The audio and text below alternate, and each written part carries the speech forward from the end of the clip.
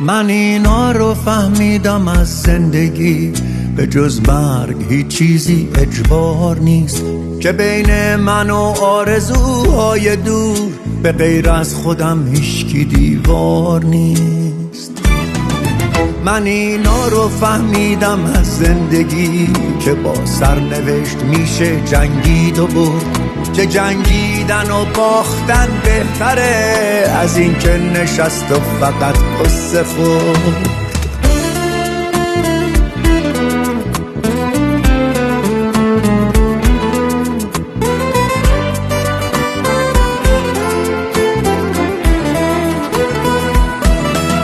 جهان مثل آینه است که خوب و بدش فقط انعکاس وجود منه، تن و روح هر آدمی رو زمین یکی که از این کارو بوده.